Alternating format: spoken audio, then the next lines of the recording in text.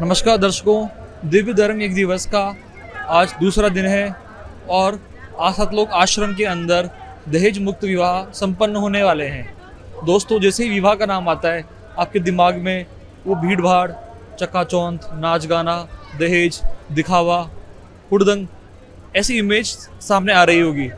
लेकिन दर्शकों, संत रामपाल जी महाराज के सानिध्य में हो रहे 511वें दिव्य यज्ञ धर्म दिवस के अंदर आपको ऐसी कोई भी चीज़ नज़र नहीं आएगी, बल्कि यहाँ का जो माहौल है वो पूरी तरीके से भक्तिमय है। यहाँ कोई लेन देन नहीं हो रहा है, कोई दहेज का आदान प्रदान नहीं हो रहा है, कोई नाच गाना नहीं हो रहा है।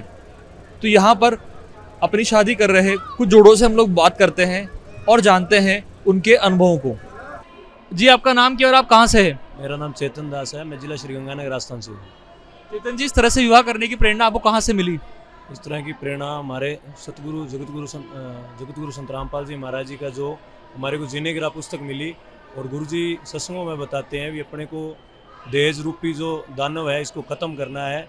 और गुरु जी ने संत रामपाल जी महाराज जी के सत्संगों के द्वारा मिली। संत रामपाल जी महाराज जी एक वाणी में बताते हैं कि आपसे आवे रतन बराबर मांगे आवे लोहा। मतलब गुरु जी कहते हैं भी वो अपनी एक पुत्री दे रहा है, वो एक रतन दे रहा है, और कुछ मांगोगे तो वो लोहा देगा। मतलब इसलिए हमारे गुरु जी के ज्ञान के आधार पे हमने ये दहेज मुक्त कुर्बानी कर रहे हैं। इस तरह से दहेज मुक्त विवाह करने से समाज में क्या क्या लाभ हैं? समाज में देखो, जैसे लड़की की जैसे शादी होती है तो लड़की के पिताजी को 10 दिन पहले ही मतलब डीजा घोड़ी सो मतलब खाने पीने का उसमें ज़्यादा व्यस्त हो जाते हैं। उसका खर्चा कितना है और वो फजूल है, व्यर्थ है। मतलब उसको संत रामपाल जी महाराज जी ने बंद किया, जिससे लड़की के पिताजी को ज़्यादा मतलब उस पर ज़्यादा कर्ज नहीं होगा, जिससे वो मतलब संत रामपाल जी महाराज जी ने बुराइयाँ ख़त्म कर दी। बहन जी, आप कहाँ से हैं? आपका नाम क्या है? साहिब जी, मेरा नाम प्रियंका दासी और मैं करौली जिले से हूँ। हम आपसे जानना चाहते हैं कि बहुत से माता पिता ये सोचते हैं कि अगर वो अपनी बेटी को दहेज नहीं देंगे तो उनकी बेटी खुश नहीं रहेगी। आप उन माता पिता को क्या बोलना चाहते हैं? ये ऐसा कुछ नहीं है। देखो, दहेज तो एक कुप्रथा है। ये कोई सही रिचुअल नहीं है, ये एक कुप्रथा है। तो इससे कोई ये जरूरी नहीं है कि लड़की इससे खुश रहेगी। अभी संत रामपाल जी महाराज जी जो ज्ञान बताते हैं उसमें वो दहेज को एक दानव बताते हैं।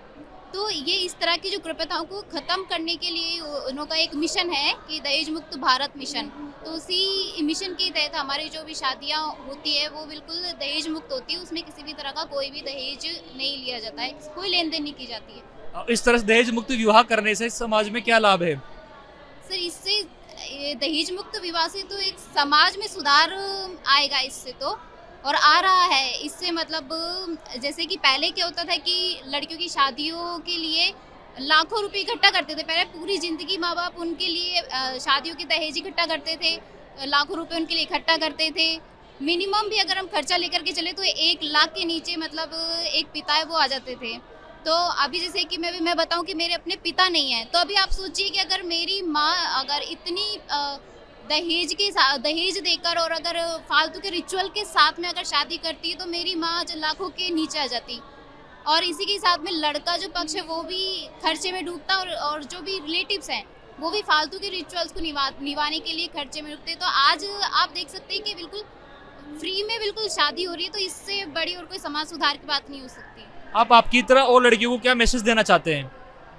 मेरी तरफ मैं तो सबसे पहले यही बोलूँगी कि जो सतगुरु संत रामपाल जी महाराज जी वो ट्रू स्पिरिचुअल लीडर हैं जो अभी धरती पर आए हुए हैं।